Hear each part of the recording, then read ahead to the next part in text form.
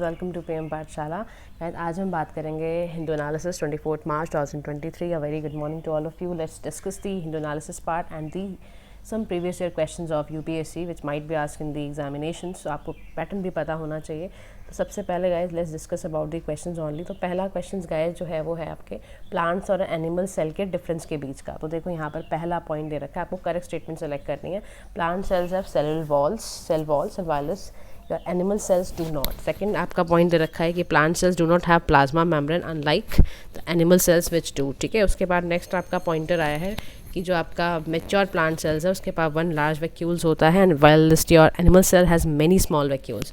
तो इसका आंसर आपको सेलेक्ट करना है। ठीक है, सेकेंड क्वेश्चन में आता है with reference to the cultural history of India which one of the following the correct description of the term paramitas. ठीक है, तो उससे पहला स्टेटमेंट है the earliest Dharmashastra text written in the Sautrik sutra style. Second point है इसका जो है philosophical schools that did not accept authority of Vedas.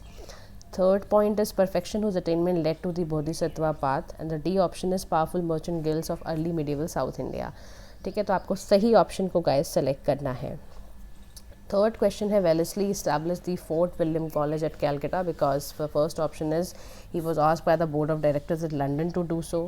Second option he wanted to revive interest in the Oriental learning in India। C option is he wanted to provide William Carey and his associates employment। He wanted to train British civilians for administrative purposes in India। ठीक है, तो ये guys आज ना मैंने answers भी provide करे हुए हैं, तो यू कैन मैच कि जो आपने किया है उसमें आपके कितने मार्क्स आए हैं, ताकि आपको अपनी परफॉर्मेंस का सारा पता चलता रहे कि आप कितना अच्छे से पढ़ाई कर रहे हैं इस समय। तो गाइस बहुत ही ज़्यादा इस वक्त ज़रूरी है कि हम ना सारी चीज़ों को बहुत अच्छे से करें। तो मैंने यहाँ पर भी इसको हाईलाइट भी कर दिया है कि अगर आप अपने आप ही चेक करके बताओ कितने मार्क्स आपके आए हैं। ठीक है, तो there are very easy questions, ऐसे ही डेली आते रहेंगे और आप इसको प्लीज़ अटेम्प्ट करते जाइएगा। ठीक है, अब हम सीधा मूव करते हैं गाइस आज की इंपॉर्टेंट न्यूज़ के साथ। देखो आज ना सबसे बड़ा इंपॉर्टेंट काम क्या हुआ है कि इंडिया ने ना J&J यानी कि जो जॉनसन एंड जॉनसन है उनको जो अटेम्प्ट था उनका रिजेक्ट किया कि जब वो चाहते थे टीबी ड्रग के पेटेंट को एक्सटेंड करना। ठीक है, तो देखो बेडेक्यूलाइन मैन्युफैक्चर्ड किसने की है? J&J एक क्रिशुअल एंटी टीबी ड्रग होता है। ठीक है, तो इंडिया ने उसको रिजेक्ट करा कि भाई बियॉन्ड जुलाई 2023 आपको पेटेंट एक्सटेंड नहीं करने को मिलेगा। करेंटली जो इसका प्राइस है ना वो अराउंड आपका $400 आता है for a 6 month treatment and the prices are likely to fall. फिर उसके बाद जुलाई के बाद जेनरिक प्रोड्यूसर्स भी होंगे, Lupin and Macleods likely to manufacture the drug. 55,000 जो पेशेंट्स हैं अदर जॉब वर्किंग में बेनिफिट फ्रॉम बेड्यूक्लाइन एक्सेस उनको मिल जाएगा, है ना। तो 10,000 आपके patients receive the drug over little over. तो ये सब बातें हैं, आप ध्यान रखो कि ना ये बेडेक्लाइन एक बहुत क्रिशुअल इंपॉर्टेंट ड्रग होता है multi drug resistant TB patients के लिए। मान लो जिसका फर्स्ट लाइन ड्रग ट्रीटमेंट जो है ना काम करना बंद कर जाता है, तब bedaquiline is a very important aspect. अब इसमें ना एक टर्म आई है एवरग्रीनिंग अटेम्प्ट्स। क्या होता है? देखो सिंस 2007 क्या होता था कि J&J had indulge in evergreening. मतलब एवरग्रीनिंग एक तरह की स्ट्रेटेजी होती है जिसमें आप पेटेंट की लाइफ को एक्सटेंड करते हो अबाउट टू एक्सपायर और आप चाहते हो उससे रेवेन्यू वापस से रिटेन होता रहे, तो आप मल्टीपल क्लेम्स करते हो उसके एप्लीकेशंस फॉर पेटेंट एक्सटेंशंस के लिए। ठीक है, लेकिन अभी इंडिया उस चीज़ को रिजेक्ट करता जा रहा है। ठीक है, now guys let's move to the next news that is your इसमें ना देखो आपको ना डिफेमेशन टर्म का मतलब पता होना चाहिए। तो डिफेमेशन टर्म का मतलब क्या होता है वो हम डिस्कस कर लेते हैं। देखो डिफेमेशन जो है ना वो आपके सेक्शन 499 ऑफ द IPC में डिफ़ाइन किया हुआ है। यानी कि आप कोई भी ऐसा वर्ड या बोल देते हो या आपकी इंटेंडेड टू रीड या कुछ ऐसा साइन जो विजिबल रिप्रेजेंटेशन फॉर्म में हो, या आपने कोई चीज़ ऐसी पब्लिश कर दी हो जो किसी को हार्म या किसी को knowingly having reason to believe that such imputation will harm, है ना, और आपको पता है कि ये चीज़ उसको हार्म करेगी, तो ऐसे केसेस में ना हम क्या लगा देते हैं? डिफेमेशन लगा देते हैं। नेसेसरी कुछ करेक्टरिस्टिक्स होते हैं डिफेमेशन के। द वेरी फर्स्ट करेक्टरिस्टिक जो स्टेटमेंट इन क्वेश्चन है वो डिफेमेटरी नेचर की होनी चाहिए। एलिगेशन जो है must refer to the petitioner होना चाहिए, या कुछ ऐसा स्टेटमेंट जो पब्लिश हो, कम्युनिकेट कर दिया जा रहा है टू एटलीस्ट 1 person अफेक्टेड 1 के ज़्यादा, तो उसमें भी डिफेमेशन केस गाइस लग जाता है। ठीक है, तो हम मूव करते हैं नेक्स्ट न्यूज़ के लिए जो भी इंपॉर्टेंट है। Let's do it with me. तो ये ना आज का एक इम्पॉर्टेंट ग्राउंड ज़ीरो में गाइस आ रखा है कि देखो half sickle women of Maharashtra के बारे में बात की हुई है। इसके मोटा मोटा जो इम्पॉर्टेंट पॉइंट्स है ना उसको ध्यान से समझो कि जब हस्बैंड फार्मर हस्बैंड है, ठीक है, उसके पास have taken their own life up to ऐसा 7,7667 हैव फ्रॉम 2014, जिसमें वाइफ विडो हो गई है। वाइफ को क्लियर भी करना है, लोन भी सारा चुकाना है, बच्चे को भी पालना है और बहुत सारे स्टिग्मास भी फेस करने हैं। आपको पता ही है वुमेन के साथ ये रहता ही है। तो loan money is use to repay existing loans और fund family expenses which often do not offer immediate earning. तो कुछ वो देगा नहीं है ना, ये सारी चीज़ें। तो यहाँ पर वही कह रहा है कि देखो जिनमें में स्मॉल मार्जिनल फार्मर्स थे वो इंडियन एग्रीकल्चर को डोमिनेट कर रहे थे। 86% जो टोटल होल्डिंग है बिंग लेस देन 2 हेक्टर्स, और 68.5% के पास लेस देन हेक्टर भी उनके पास ज़मीन नहीं है। 70% जो फार्मर है वो इंस्टीट्यूशन से, सोर्सेज से या scheduled commercial bank, regional rural bank, self help group, cooperative bank से लेते हैं, फंडिंग करवाते हैं।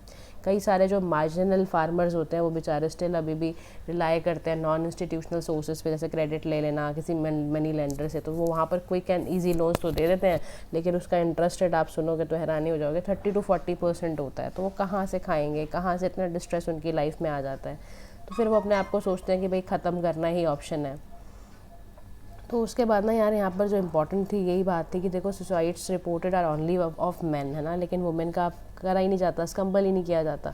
तो उसका रीज़न यही दे रखा है कि 2 प्रॉन्ग्ड प्रॉब्लम्स हैं कि भाई नॉन रिकग्निशन ऑफ वुमेन को as a worker land owner लेते ही नहीं है। तो ग्रॉस अंडर एस्टिमेट किया जाता है वुमेन फार्मर को who have died by suicide. तो ये सारी इसमें इंपॉर्टेंट डिस्कशन थी। तो अगर आप वुमेन एंगल समझोगे ना, तो वुमेन एंगल अगर आपके पास कभी ऐसा आ जाता है तो आपको ये सारी बातें याद रखनी है जो मैंने आपसे अभी करी हैं, ठीक है। उसके अलावा इनकी सारी प्रॉब्लम्स के बारे में लिखा हुआ है, just you need to read it, nothing else more than in that. को पता ही है कि ना IPCC ने अभी रिसेंटली सिंथेसिस रिपोर्ट निकाली है, इसका अपना 6th असेसमेंट रिपोर्ट साइकिल निकाली है। तो यहाँ पे जो ऑथर बात करेंगे climate change survival guide to act on. तो इस रिपोर्ट की जो फाइंडिंग्स थी इसने कुछ लेजिटमेसी अपनी समरी में पॉलिसी मेकर से अप्रूव करवाई है। तो यूनाइटेड नेशन सिक्योरिटी जनरल इसको सर्वाइवल गाइड फॉर ह्यूमैनिटी की तरह देख रहे हैं। तो यहाँ पर ये बात कर रहे हैं कि भाई देखो जी, जो रिपोर्ट में कंफर्म किया है कि ह्यूमन एक्टिविटी जो है ना वो ग्लोबल टेम्परेचर को राइज कराती है। तो which has rise approximately 1.1 degree Celsius above pre industrial level. तो जो रेट ऑफ एमिशन ग्रोथ है ना has slowed in the past decade. तो ह्यूमैनिटी जो है वो 2.8 डिग्री सेल्सियस के अकॉर्डिंग आपका 2100 तक ये कह रहा है कि टेम्परेचर को राइज़ करवाएगी और बहुत बुरी तरह करवाएगी। तो कह रहा है कि आपने देखा ही था जो फ्यूचर वार्मिंग प्लान्स हैं, बहुत सारे क्लाइमेट रिलेटेड रिस्क हैं हायर देन एसेस इन ईयर 5। तो यहाँ पे वही बात की जा रही है कि रिलेटिव फोकस जो है वो आपका 1.5 डिग्री सेल्सियस करने का है। तो पहली चीज़ यहाँ पर ये कह रहा है कि पहला काम क्या करो एज पर द ऑथर कि amount of carbon that the world can cumulatively जितना वो एमिट कर रहा है before reaching the key temperature limit, that is the world's carbon budget बनाया जाए which has to be lower for 1.5 degree Celsius than 2 degree Celsius target रखा जाए। कुछ ऐसे पाथवेज बनाने पड़ेंगे जिसमें ना आप ये लिमिट करो वार्मिंग्स को, यानी ग्रीन हाउस गैसेज इमिशंस को रिड्यूस करो बाय 43% टू 2030 तक, है ना। ऐसे बोला जा रहा है कि ऐसे ऐसे करना। फॉसिल फ्यूल जो इंफ्रास्ट्रक्चर है ना एग्जिस्टिंग, वो भी उसमें आप कुछ ऐसा लगाओ कि उसमें कार्बन बजट कुछ सिस्टम क्रिएट करो। सेकंड ये कह रहा है कि भाई आपका ना स्ट्राइविंग हो 1.5 डिग्री सेल्सियस टारगेट अगर आप रखते हो तो फिर वो डीप एंड इमीडिएट रिडक्शन करेगा इमिशंस का सभी सेक्टर सभी रीजन्स में। तो अपने नेशनल सर्कमस्टांसेस सबके डिफरेंट है ना। तो क्लाइमेट इक्विटी, अभी हमने कल भी बात की थी ना क्लाइमेट जस्टिस के बारे में भी, तो it just talk about the common but differentiated responsibility कि देखो जी डेवलप्ड कंट्रीज़ ने ज़्यादा इमिट किया है, उनके पास ज़्यादा ये रोल होना चाहिए कि वो ज़्यादा इसमें हेल्प करें डेवलपिंग नेशंस को भी। तो इसीलिए हम ना IPCC रिपोर्ट ने पॉइंट आउट किया था humanity had consumed already 4/5 of the total carbon budget ना। तो डेवलप्ड इकॉनमीज़ का बहुत बड़ा लायन शेयर है। तो रिपोर्ट में ये भी बोला जा रहा है कि कुछ ऐसी स्टडीज़ की जाए जिससे कि भाई लो कार्बन बजट बने। फिर ना greater risk of lower temperature की ये भी बताना की कोशिश कर रहा है कि रिपोर्ट ने हाईलाइट करा कि जो लॉसेज एंड डैमेज हो रहे हैं क्लाइमेट चेंज के वो अनएविटेबल हैं। रिपोर्ट ने ये भी बताया कि जो कोस्टल एंड पोलर इकोसिस्टम है वो बहुत हार्ड लिमिट तक पहुँचते जा रहे हैं, जिसकी वजह से आपको पता है सब क्या होगा। अगर आप सोचो, रिपोर्ट में ये बताया जा रहा है कि आपके मेल अडेप्टेशन जो आप पुअरली प्लान्ड सी वॉल्स बना रहे हो विच कैन डिफर, और आपके क्लाइमेट को शॉर्ट टर्म और ऑफन ही बहुत तरीके से इसको गड़बड़ करेगा। और आपका एक बार अगर हायर लेवल ऑफ वार्मिंग शुरू हो जाती है, क्लाइमेट चेंज हो जाएगा, तो उसका सोचो कास्केडिंग रिस्क क्या क्या आएगा। फूड इनसिक्योरिटी आपके यहाँ बढ़ेगी, माइग्रेशन बढ़ने शुरू हो जाएगी, मैनेज फिर आप कैसे करोगे इतनी सारी चीज़ों को, वल्नरेबिलिटी वाले सेक्शन में आ जाओगे। तो की मैसेज क्या है कि भाई क्लाइमेट रिजिलियंट डेवलपमेंट करना तो मतलब सभी इकॉनमीज़ का एक एम होना ही चाहिए कि वो सस्टेनेबल तरीके से डेवलप करें। तो रिपोर्ट में ये भी असेस करा जाए पिलथोरा ऑफ टेक्नोलॉजी डिज़ाइन ऑप्शन जैसे सोलर एनर्जी, इलेक्ट्रिक व्हीकल्स, सारे के सारे कोशिश करो कि इनको लाओ ताकि ना एमिशन रिड्यूस होता चला जाए आपका। और इसी के साथ साथ प्रायोरिटाइज करना, एड्रेस करना इक्विटी एंड सोशल जस्टिस को, क्लाइमेट रेजिलिएंट डेवलपमेंट पाथवे बनाना, है ना। और हमारा जो डेस्टिनेशन है वो नेट ज़ीरो एमिशंस है ग्लोबल लेवल पर। उसके बाद प्रोग्रेस रिपोर्ट की बात की जा रही है, तो रिपोर्ट में ये भी बताया जा रहा है कि कुछ टेंजिबल एविडेंस है प्रोग्रेस के, in the proliferation of laws and policies, and then फिर कंफर्म करना एग्जिस्टिंग पॉलिसीज़ की इफेक्टिवनेस क्या है। सेवरल गैप्स जो हैं ह्यूमैनिटीज़ रिस्पॉन्स में अभी तक, तो रिपोर्ट में ये भी बताया जाना चाहिए कि there are gaps between model sustainable pathways on what countries have pledged as well as substantial gaps किन आ रहे हैं। हाई अपफ्रंट इन्वेस्टमेंट जो क्लीन इंफ्रास्ट्रक्चर की है वो करना बहुत ज़रूरी होता जा रहा है, ठीक है ना। तो IPCC का जो AR6 रिपोर्ट है वो एक लैंडमार्क रिपोर्ट है, क्योंकि ना ये ब्लूप्रिंट दे रहा है सस्टेनेबल डेवलपमेंट का, और ये भी प्रेजेंट कर रहा है कि हमें फ्यूचर डैमेजेस जो इकोसिस्टम में और वनरेबल चीज़ें हो रही हैं उसको किस तरह से एक्ट करना है, ठीक है। This is all about this article guys. Old and new में ना गाइस बेसिकली ना अभी हम जान ही रहे हो आपकी कुछ कुछ जगहों पर OPS की सिस्टम की बात की जा रही है ना। तो यहाँ पे ना इस आर्टिकल का मेन पर्पस यही है कि जो अब गवर्नमेंट को हम ओल्ड पेंशन और न्यू पेंशन की बात करते हैं, तो देखो जो न्यू पेंशन वाले हैं उनको ना एक डर तो लगा ही रहता है कि उनको ये डर है कि यार हमें पता नहीं जेन्युइनली हमें वो क्वालिटी ऑफ लाइफ मिलेगी, हमारे को उतना अभी ना उनका अमाउंट क्योंकि अनसर्टेन है, उनका पता नहीं है। वो कहते हैं यार हम तो aspiring for a quality retired life. तो ऑथर का ये कहना है कि भाई अगर हम दोनों चीज़ों के बेनिफिट्स को ले लेना, NPS के भी और OPS के भी, और यहाँ पे मतलब वो लिख भी रहे हैं कि NPS despite being PFRDA regulated market linked and defined contribution product, well OPS is defined benefit pension scheme whose beneficiaries get the 50% of their salary and whole cost is borne by the government only. तो ये कह रहे हैं कि ना दोनों का जो कंबाइन फीचर लगाओ और फिर एम्प्लॉयज़ को आप वो दो, ठीक है। एलिमेंट ऑफ एम्प्लॉय कंट्रीब्यूशन भी रखो, तो स्कीम इससे क्या होगा, higher contribution by the government उन्हें मिलेगा, और which should also step in the return do not ensure the prescribed minimum pension amount. तो ये सब भी जो जो जो जहाँ जहाँ कमी है ना दोनों का, इसीलिए ना जो भी इंपॉर्टेंट हिस्सा है वो यहाँ पर डालने की कोशिश कर रहे हैं कि जो proposal bye Andhra Pradesh government है लास्ट डिजर्व्स अटेंशन, जैसे कि holding on the contributory character of the NPS। Proposal guarantee कर रहा है 33% बेसिक पे होनी चाहिए, if required it can be improved upon two suit the requirement of states. तो बेटर हेल्थ पॉलिसीज़ के लिए, फैसिलिटीज़ के लिए, लिबरल इंश्योरेंस के लिए स्कीम को इस तरह से कंसिडर किया जाना चाहिए। तो प्रैग्मेटिक तरीके से सोचा जाए ताकि ये एम्प्लॉयज़ का क्राइसिस ख़त्म, ठीक है। या the burden of a family court in that case, देखो इसमें ना 7 जजेस हैं ओनली फैमिली कोर्ट में, सोचो मुंबई के अंदर वो भी, and they are dealing with the divorce cases, maintenance, child custody and alimony.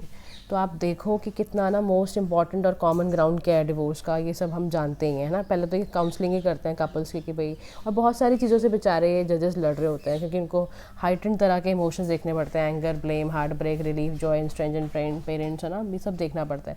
तो कह रहा है कि जो फैमिली कोर्ट बनाया किस लिए गया है, वो इसलिए बनाया गया था कि भाई एक फोरम तैयार हो जिसमें स्पीडी सेटलमेंट हो फैमिली रिलेटेड डिस्प्यूट्स का।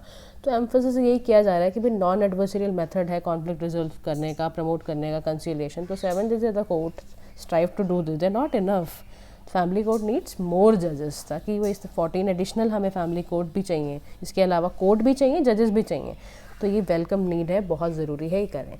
देखो यहाँ पर क्या हाल हुआ है, man washes cloth on the banks of river Gomti. तो रिवर गोमती का याद रखना वर्ल्ड वाटर डे पे ये हो रहा है, लखनऊ के अंदर, यूपी के अंदर है ये। Despite crores of rupees being spent on beautification, toxic pink form floats on the river, क्योंकि देखो हाई इंडस्ट्रियल लेवल्स हैं, ये देख लो आप।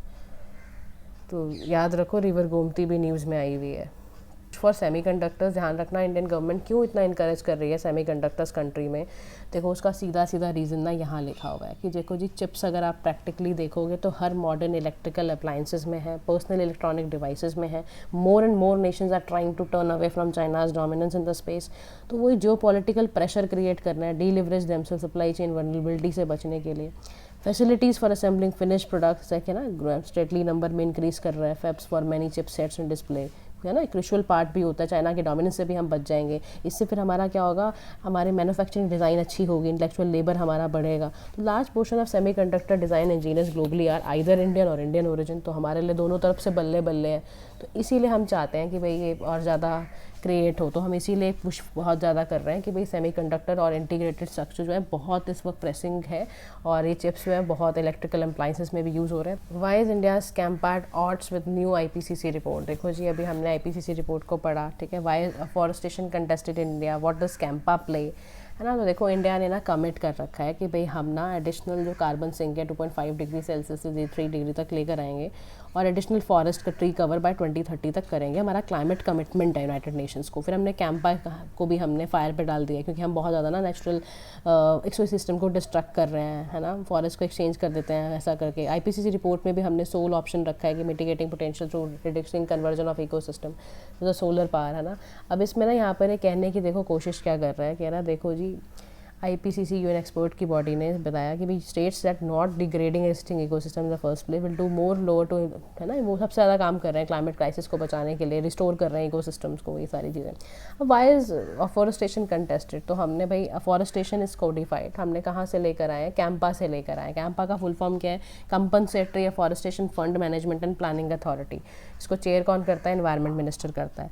जब भी फॉरेस्ट लैंड को ना हम नॉन फॉरेस्ट यूज़ के लिए डाइवर्ट करते हैं, जैसे बिल्डिंग बनाना, डैम बनाना, माइनिंग करना, लैंड को किसी और हिस्टोरिकल इकोसिस्टम सर्विसेज में लगाना, या होस्ट भी बायोडाइवर्सिटी ना कर पाना, तो ऐसा कुछ होता है तो फिर हम वहाँ पे हमें क्या करना होता है। तो according to forest conservation act 1980, project proponent that wishes to divert the land must identify elsewhere to a forest also. फिर उसी सेम जगह को आपको आसपास को कहीं को फॉरेस्ट करना पड़ेगा और उसके लिए पे करना पड़ेगा लैंड वैल्यू भी और फॉरेस्टेशन एक्सरसाइज को भी, ठीक है। अब what does Campa, why does Campa matter, तो भाई कैंपा को आपने इस वक्त बहुत ज़्यादा हल्के में ले लिया है, facilitating the destruction of natural ecosystem, क्योंकि अब जब एक्सचेंज करो ना for forest to be set up in far away places, उस चक्कर में।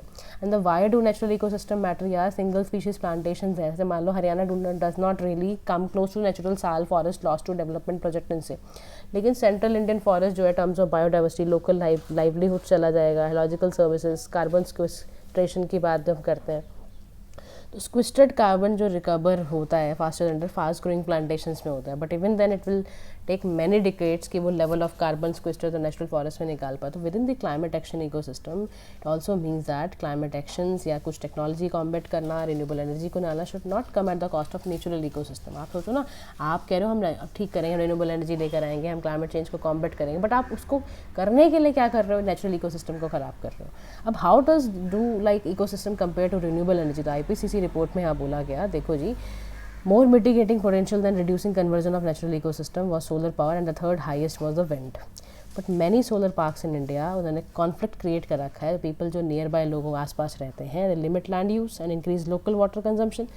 तो उसकी वजह से क्या होता है, वैसे ही ये सोलर के साथ है, ऐसे ही कह रहा है कि 2018 में एक पब्लिश हुई study nature ecology and evolution की, उसमें पाया गया कि जो विंड फार्म्स है ना वेस्टर्न घाट्स के, उन्होंने अबेंडेंस तरीके से क्या रिड्यूस कर दिया वहाँ पर प्रेडेटरी बर्ड्स का एक्टिविटीज़ वगैरह, इसकी वजह से क्या हो रहा है, लिजर्ड्स कॉन्सिक्वेंटली इंक्रीज होती जा रही हैं वहाँ पर।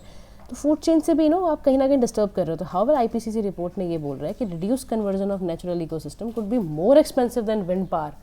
आप इकोसिस्टम को रिस्टोर ज़्यादा करो रादर देन फॉरेस्टेशन करो, आप उसको और ज़्यादा एक्सपेंसिव मत बनाओ, ठीक है। तो this is about this news guys. Now let's move to the another news. का वर्ड गाइस है रेपुडिएट, मतलब रिफ्यूज़ करना, अस्वीकार करना, किसी चीज़ को मना करना। सिनोनिम्स में इसका रिजेक्ट करना, अबेंडन करना। तो यूसेज क्या है, has publicly repudiated his company's policies. So guys, this is all about today's news. Thank you so much. Keep loving, liking and subscribing to our channel.